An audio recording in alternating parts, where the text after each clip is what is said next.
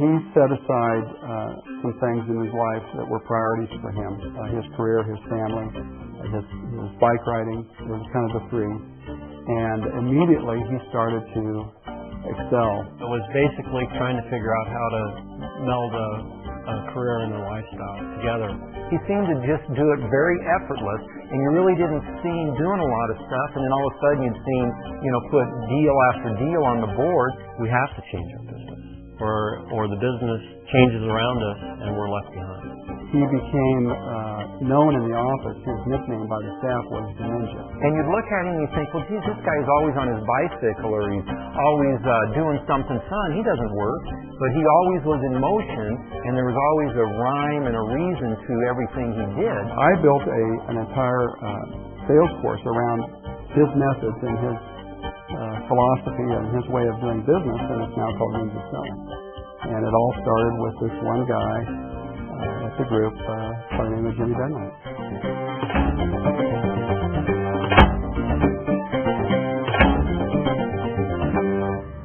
Known as Jimmy D, activities involving bicycling keep him moving forward. He can tell you the racers from the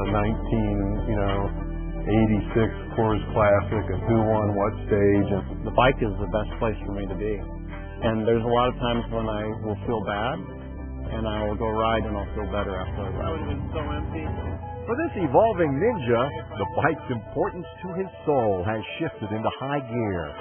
He uses everything about the bike to draft through life as he battles multiple sclerosis.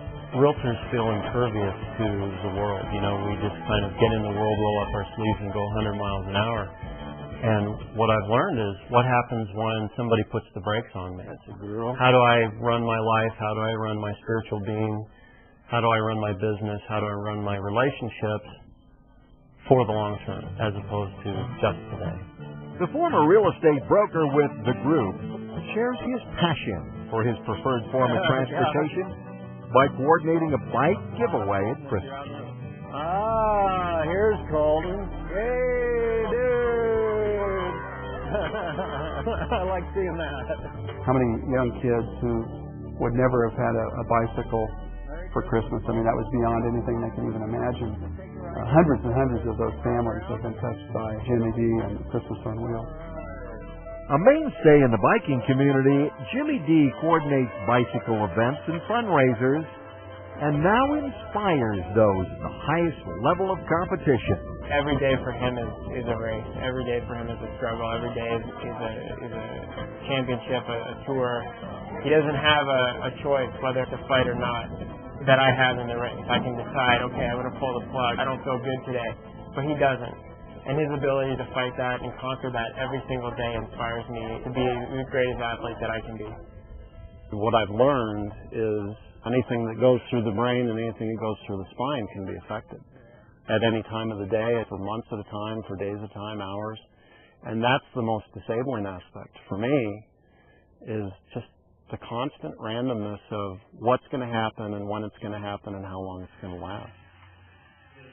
Jimmy D inspires and encourages people at all levels of fitness. I was pretty out of shape, and I decided I wanted to try to do the MS 150.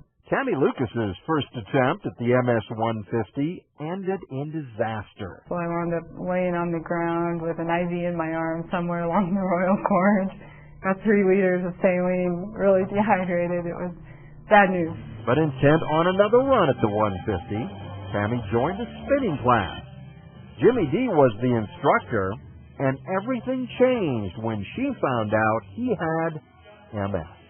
Looking at Jim, he's the picture of fitness and health. You would think he doesn't have a problem in the world, but then when you listen to him talk, you realize that there are so many more levels to Jim. And I realized that the way he faces life and the way I face life are so different, and I wanted to find a way to get a hold of what he has. Tammy found traction where once there was just spinning wheels. Wound up leading a team of 10 people on the MS 150, losing 75 pounds and getting to be a part of something truly beyond belief. It gives us all a lot of hope for our future when we see someone his challenge to that extent. Is just willing to put it all out there every day and do whatever they can and accept that things aren't perfect.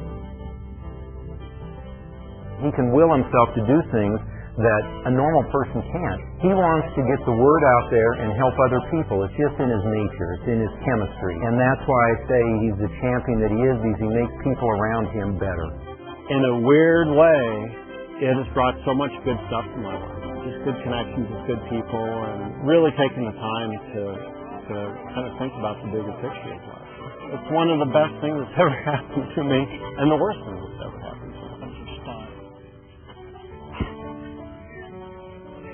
I like to look at the difference between a winner and a champion. And a lot of times people are doing great as long as they're winning. When they run into obstacles, when they run into tough times, it's the champion that's able to overcome that and prevail. And I think that's what makes Jim a champion. Somebody that has a lot of courage, in my mind, is somebody that's faced with the challenge and they don't run away from it. They accept it and keep moving. He's proven that this may be a slight turn, but he's climbing up another mountain pass, and he just tackles it one day at a time.